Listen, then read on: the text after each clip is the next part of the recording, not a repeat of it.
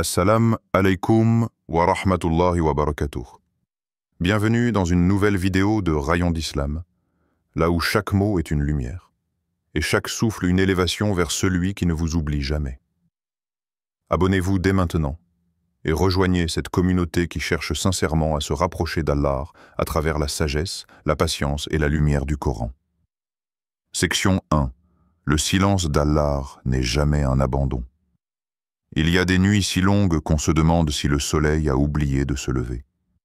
Des silences si profonds qu'ils finissent par résonner plus fort que les cris. Et parfois, dans cette obscurité où chaque prière semble se perdre dans le vide, le cœur commence à douter. Est-ce qu'Allah m'écoute encore? Il est là le piège. Il commence toujours par une sensation, celle que rien ne bouge, que l'injustice triomphe, que ton appel reste suspendu dans un ciel fermé. Mais écoute, ce que tu sens n'est pas la réalité. C'est une épreuve. C'est l'espace sacré entre ton appel et la réponse. Le moment que les prophètes ont connu, que Mariam, que Ayoub, que Youssouf, que toi aussi tu connaîtras. Ne pense pas qu'Allah ignore ce que font les injustes. Il ne fait que leur accorder un délai, sourate Ibrahim, 14-42. Ce silence n'est pas un oubli. C'est un délai qui purifie ce que tu as perdu, un délai qui façonne ton cœur, un délai qui multiplie ce qui va te revenir. Toi, tu vois l'absence. Allah, lui, voit le bon moment. Toi, tu crois que rien ne se passe. Mais les anges, eux, sont déjà en marche. Souviens-toi de la graine enterrée sous terre. Personne ne la voit. Elle est dans l'obscurité, dans le froid, le silence. Mais ce silence-là, ce n'est pas la fin. C'est le début de la transformation. Ce que tu crois être une tombe est parfois un berceau. Allah n'abandonne pas. Il a construit en secret. Il répare. Il redresse. Et parfois, il te prive pour te protéger. Il te fait attendre pour que tu ne reviennes pas à la même chose, mais à mieux. Pas ce que tu as perdu, mais ce que tu n'aurais jamais osé demander. As-tu déjà été tenté d'abandonner juste avant que la miséricorde n'arrive? Te souviens-tu de ce moment où tout en toi voulait lâcher? Et pourtant, tu es resté, même un peu. Ce même un peu, Allah l'a vu. Ce n'est pas dans la réponse immédiate qu'Allah éduque ses serviteurs, mais dans l'attente, dans la nudité spirituelle du silence, là où tu n'as plus rien, sauf lui. Et c'est là que tout commence. Ne crois jamais que le silence d'Allah signifie l'abandon. C'est le langage secret de celui qui sait, qui voit, qui attend, que ton cœur soit prêt. Et quand il rend au centuple, transformé, purifié, béni. Et toi, es-tu prêt à recevoir ce que tu as perdu, multiplié? Section 2. Les larmes qui précèdent les miracles. Il y a un moment, dans le silence de la douleur, où les larmes deviennent ta seule prière. Plus un mot ne sort pas. Ta langue est fatiguée. Seul ton cœur parle, et il pleure. Tu ne pleures pas de faiblesse. Tu pleures parce que ton âme reconnaît quelque chose que ton esprit n'arrive plus à comprendre. Tu as besoin d'Allah plus que jamais. Tu pleures parce que tu es à nu, dépouillé de tes illusions, de ton orgueil, de tes plans. Tu pleures parce que ton cœur se réveille. Et ce réveil, c'est peut-être la naissance du miracle. Certes, avec la difficulté, il y a certes une facilité. Sourate Ash-Char, 94, 6. Pas après la difficulté. Avec, comme deux jumeaux inséparables. Quand la douleur vient, la délivrance l'accompagne déjà, elle est juste cachée, en coulisses, prête à apparaître quand Allah le décrète. Souviens-toi de Youssouf alayhi salam, jeté au fond d'un puits par ses propres frères, vendu comme esclave, enfermé, calomnié, trahi, lui aussi a pleuré. Mais il a pleuré face à Allah, non contre lui. Et dans ses larmes, Allah a préparé déjà un royaume. De l'obscurité de la prison à la lumière du trône. De l'abandon de ses frères à la chaleur des retrouvailles. De l'humiliation à l'honneur. Son chemin était déchiré, Mais chaque arme traçait la carte de sa mission. Et toi? Tu considères ce que tu as perdu comme une punition? Mais et si c'était une préparation? Et si cette douleur que tu portes était en fait la clef qui ouvre la porte? Et si ton cœur, vidé par les pleurs, était en train d'être nettoyé pour recevoir un cadeau immense? Pas forcément ce que tu veux, mais ce que ton âme attend depuis toujours. Certains miracles ne s'annoncent pas par des éclats de lumière. Ils commencent dans l'ombre, dans une nuit pleine de sanglots, dans une sajda silencieuse, dans un souffle entre deux sanglots où tu dis « Ya Allah, je ne comprends plus, mais je te fais confiance ». Et c'est là que les portes invisibles commencent à trembler. Ce n'est pas toujours la fin du chagrin, mais c'est le début de quelque chose de plus grand que ta tristesse, l'espérance. Parce qu'Allah ne gaspille jamais les larmes de ses serviteurs, sincères. Elles sont des graines, et chaque graine finit par germer au moment parfait. Alors, maintenant que tu as tant pleuré, es-tu prêt à accueillir le miracle que tu n'osais même plus espérer? Section 3. Des signes subtils dans ton quotidien. Il y a des choses qu'on ne voit pas, mais qu'on ressent. Des impressions douces, presque silencieuses, comme un souffle dans le cœur. Des coïncidences trop précises pour être des hasards. Des pensées qui arrivent au bon moment. Des retrouvailles inattendues. Des mots qui tombent sur toi comme une pluie légère, juste quand tu en avais besoin. C'est dans ces petits riens qu'Allah parle à ton âme. Pas avec des éclats ou des miracles spectaculaires, mais avec des signes discrets, posés sur ta route comme des pétales que seuls les cœurs éveillés peuvent ramasser. Une paix soudaine, par exemple. Elle ne crie pas, elle ne fait pas de bruit, mais elle entre dans ton cœur alors que tu devrais, normalement, être en train de t'effondrer. Et tu ne sais pas pourquoi, mais ce jour-là, tu respires mieux. Tu dors un peu plus profondément. Tu souris sans raison. Ce n'est pas le hasard. C'est un signe. C'est Allah qui t'apaise. Il t'entoure de sa miséricorde, et ton âme la reconnaît, même si ta raison doute encore. Et il vous a donné de tout ce que vous lui avez demandé. Et si vous comptez les bienfaits d'Allah, vous ne sauriez les dénombrer. Sourate Ibrahim, 14:34. Les signes, parfois, se retrouvent dans une prière que tu recommences à faire après des mois d'oubli. Tu ne sais pas pourquoi tu l'as fait ce matin-là. Mais ton cœur, lui, savait. Parce qu'Allah t'a ramené. Doucement. Sans t'humilier. Sans te brusquer. Juste. Il t'a rappelé. Et puis, il y a ces opportunités qui viennent frapper à ta porte. Des projets, des ouvertures. Des personnes que tu pensais avoir perdues à jamais, mais qui réapparaissent comme un éclair de clarté dans ta vie assemblée. Tu appelles ça chance. Mais est-ce vraiment ça? Ou est-ce que ton Seigneur est simplement en train de réordonner les pièces de ton puzzle? As-tu remarqué ces petits hasards récemment? Cette porte qui s'est ouverte sans que tu frappes? Cette réponse qui ait lieu sans que tu poses la question à voix haute? Et si c'était des messages? Certains signes ne sont pas spectaculaires, mais ils sont puissants dans leur discrétion, parce qu'ils t'amènent à réfléchir, à retourner ton cœur vers Allah, à te dire « Subhanallah, comment ai-je pu douter ?» Allah parle à ses serviteurs par des chemins qu'eux seuls peuvent entendre.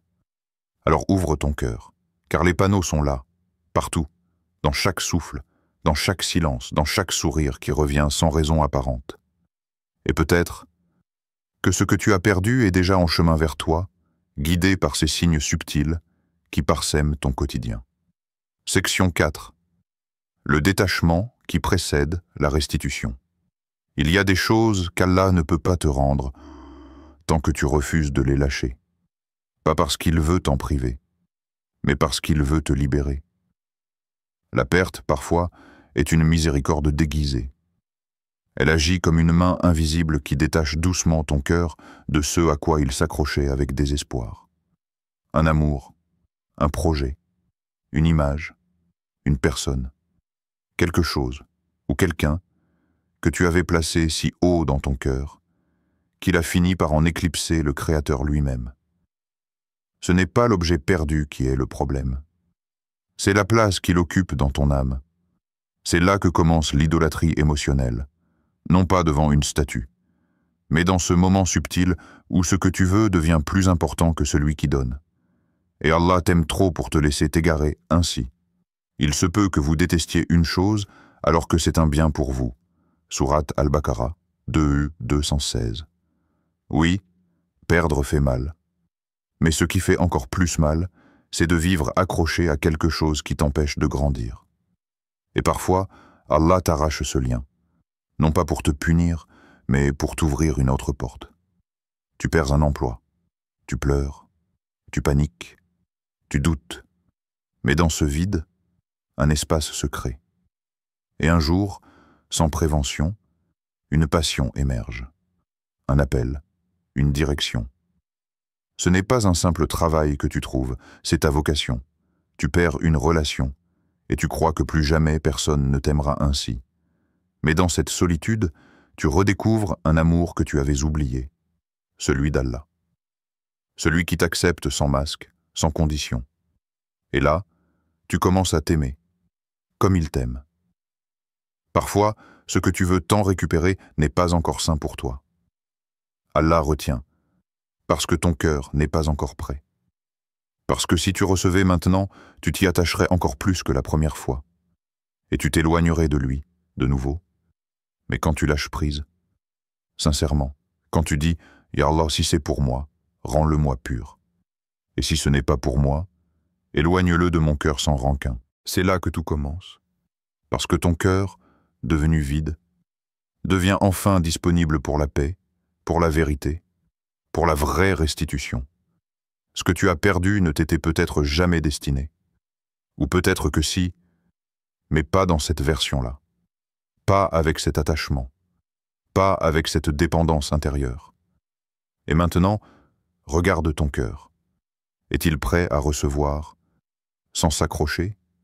Est-il prêt à aimer, sans idolâtrer? Est-il assez libre pour que le retour commence? Section 5. Quand l'épreuve devient plus légère. Il y a un instant, imperceptible, où la douleur ne disparaît pas tout à fait, mais elle cesse de t'écraser. Tu respires encore. Mais cette fois, ce n'est pas un souffle arraché à la douleur.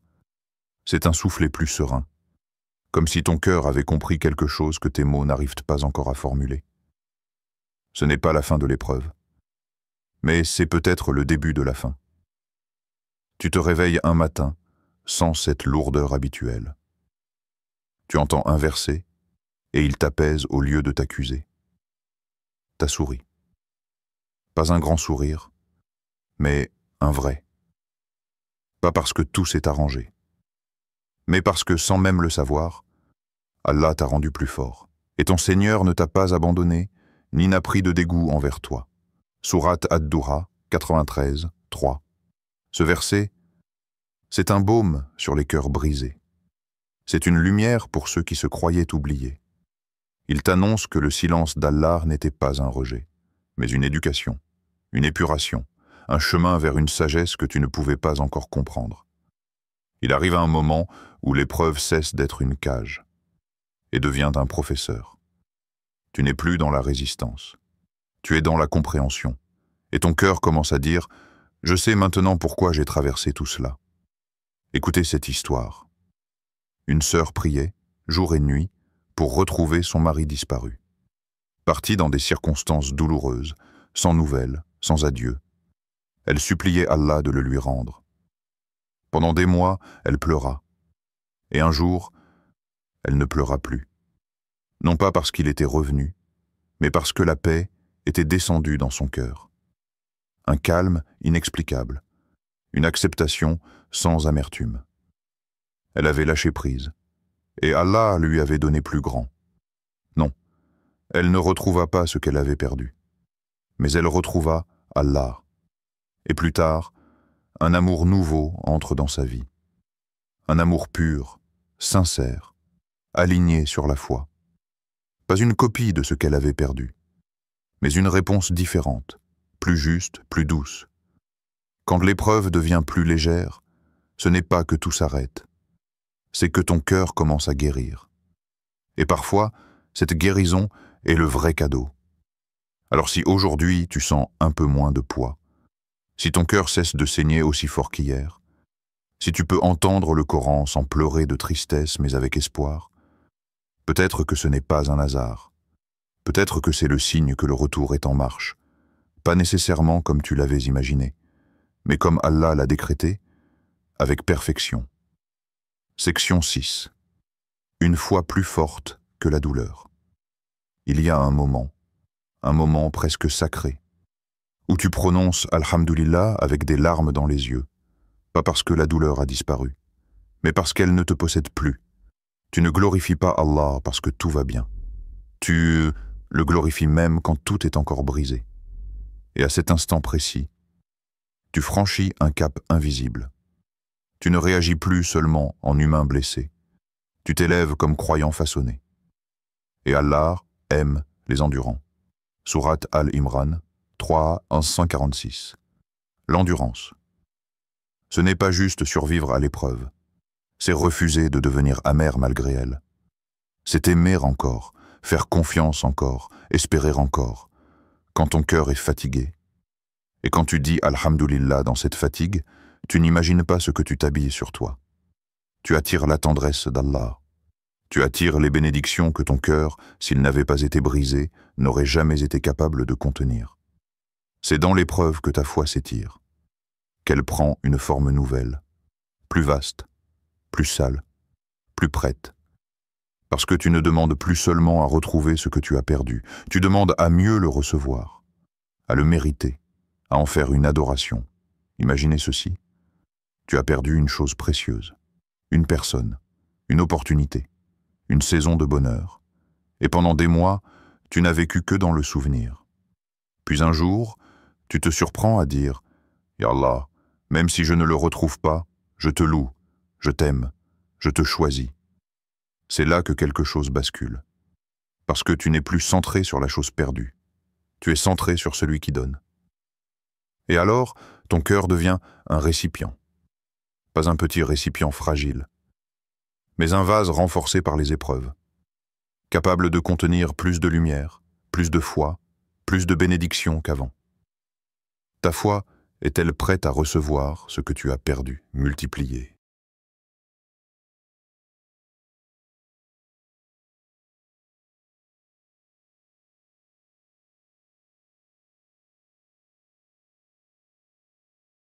Est-ce que ton cœur, aujourd'hui, aurait la sagesse de ne pas idolâtrer ce qui l'attend? Est-ce qu'il aimerait plus celui qui donne que ce qui est donné? Si oui, alors sois certain que la restitution ne sera jamais à la hauteur de ton souvenir. Elle sera plus grande, plus belle, parce qu'Allah ne rend jamais les choses comme elles étaient, il les rend comme elles doivent être.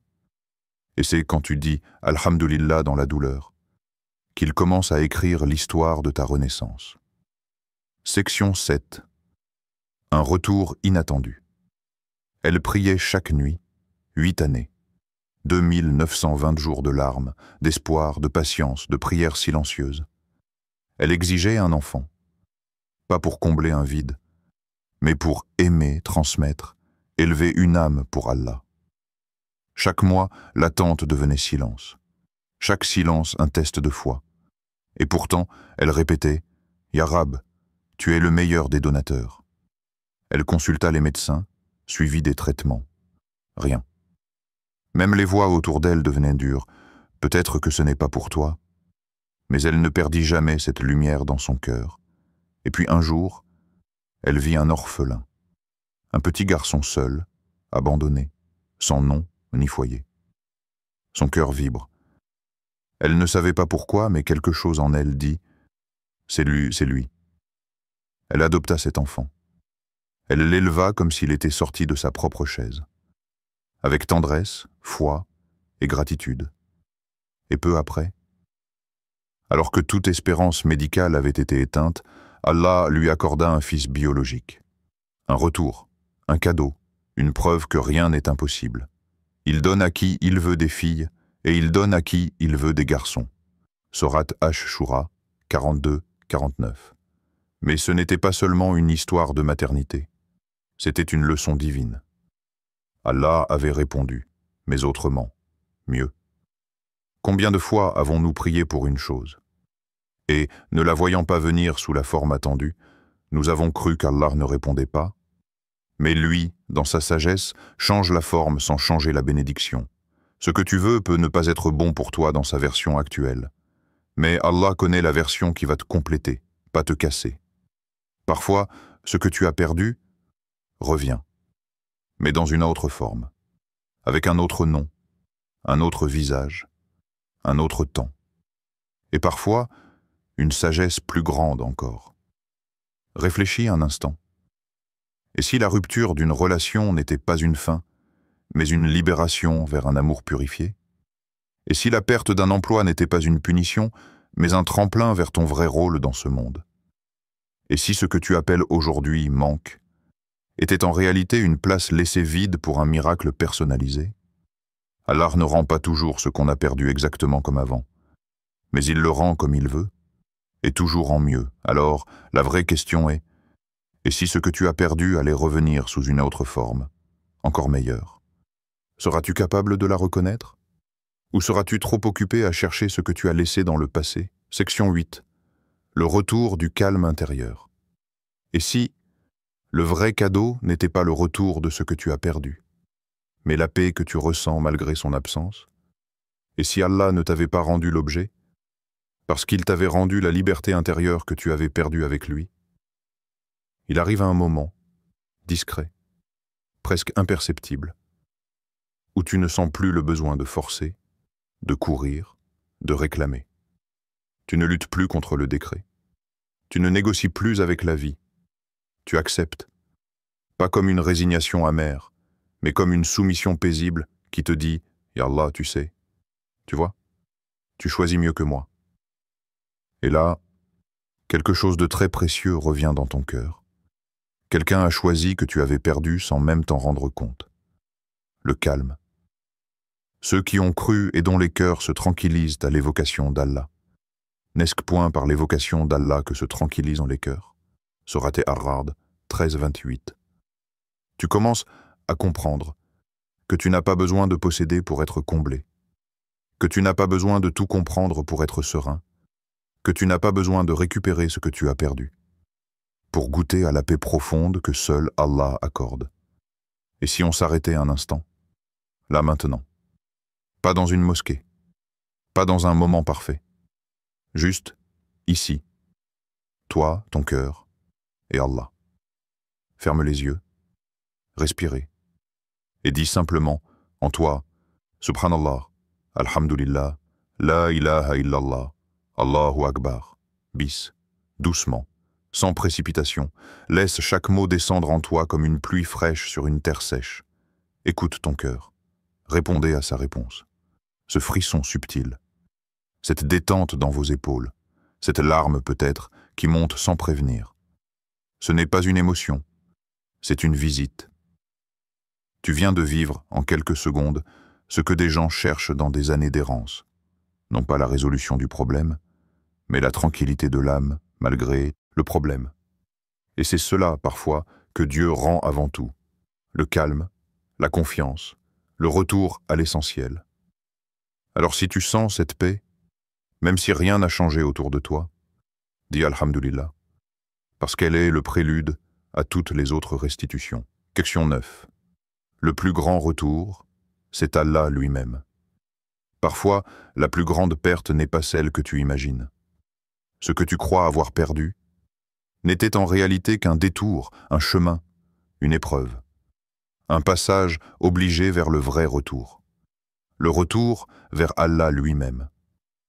Quand tu retrouves ce lien sacré, immuable, éternel, plus rien dans ce monde ne peut vraiment être perdu. Car tout ce qui a de la valeur, tout ce qui est durable, réside dans cette proximité divine. Et lorsque mes serviteurs t'interrogent sur moi, alors je suis tout proche. Sourate Al-Baqarah 236. Ce verset est une promesse, une présence constante, un refuge inépuisable. Lorsque la solitude du cœur t'étreint, lorsque la perte semble insurmontable, rappelle-toi qu'Allah est tout proche. plus proche que ta respiration, plus proche que tes pensées, peu importe ce que tu as perdu, peu importe la douleur, la séparation, le vide. Ce qui compte vraiment, c'est que tu sois prêt à tourner ton regard vers lui, à poser ton cœur à ses pieds, dans une foi pure, sans attachement à ce qui n'est que temporaire. Ce retour vers Allah, c'est un retour à la source, à la lumière originale, à la paix infinie. Et maintenant, une invitation pour ton âme. Sois patient, sois fidèle, sois sincère, car ce que tu cherches est déjà en route vers toi. Mais il ne viendra pas sous la forme que ton cœur humain attend. Il viendra sous la forme qui purifiera ton âme, élèvera ton esprit et apaisera ton cœur. Sois prête à recevoir ce retour avec une foi renouvelée. Pas avec un désir possessif, pas avec une attente rigide, mais avec un cœur ouvert, libre, confiant. Alors, mon frère, ma sœur, n'oublie jamais. Le plus grand retour, ce n'est pas ce que tu possèdes. Ce n'est pas ce que tu regagnes. C'est Allah lui-même. Car en lui seul, tu trouves la paix éternelle, la joie véritable et l'infini. Si cette vidéo a touché ton cœur, je t'invite à t'abonner à Rayon d'Islam pour continuer ce voyage de foi et de lumière. Partage-la aussi avec ceux qui traversent une perte afin qu'ils sachent qu'ils ne sont pas seuls. Et surtout, laisse en commentaire ces mots simples mais puissants. Je fais confiance à Allah. N'oublie jamais ceci, ce qu'Allah t'a enlevé, il peut te le rendre au moment parfait. Et parfois, il te prépare à recevoir bien plus que ce que tu imagines. Wa assalam alaykum wa rahmatullahi wa barakatuh.